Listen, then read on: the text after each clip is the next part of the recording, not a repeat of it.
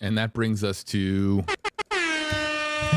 prediction time. Okay, let's just start with week 1. Commanders. We're feeling a dub. I feel like that's a win. Yeah. Okay. So starting off the season at 1-0, I happen to also agree.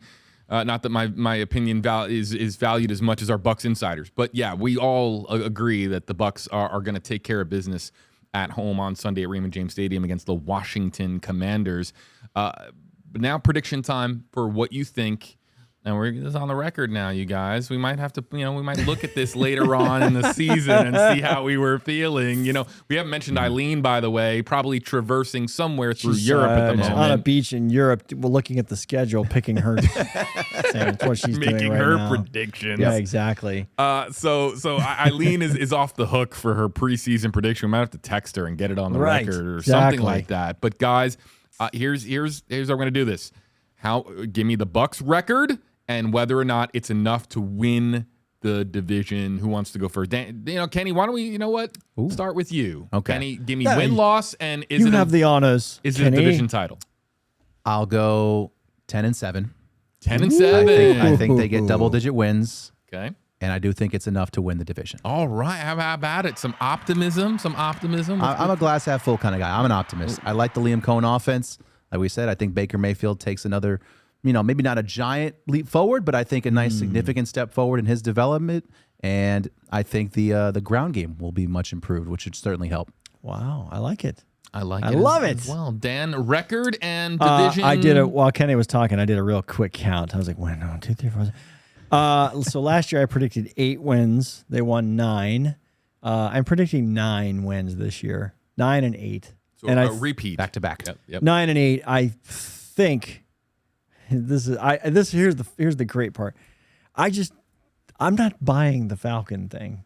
No, I mean I get it, but yeah, I think that 9 and 8 wins the NFC South. Yeah, wins the NFC South. And if we're wrong, it's because Atlanta just won 12.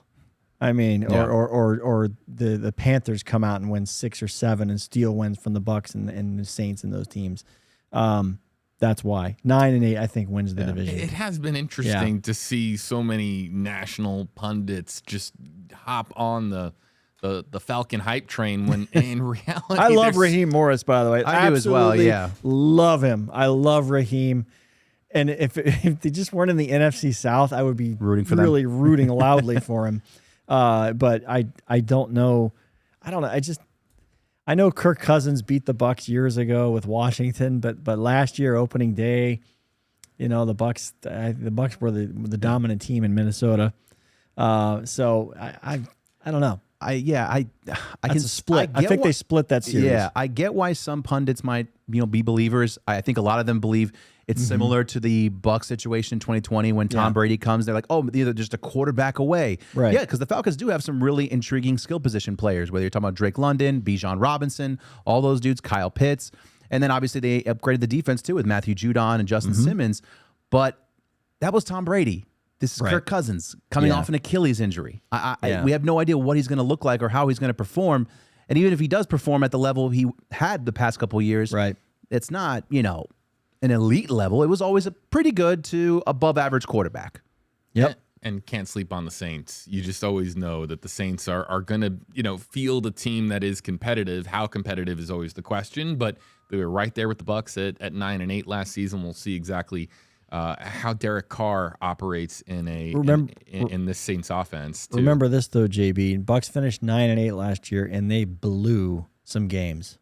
So I know it's coulda, woulda, that type of deal. When you look back, it's always hindsight. But the games we talked about earlier, where the defense could not hold leads, you're looking at maybe 11 wins last year if they could have held those leads. So I mean, this is not a team that's getting ready to go backwards. I think it's a team that's moving forward still.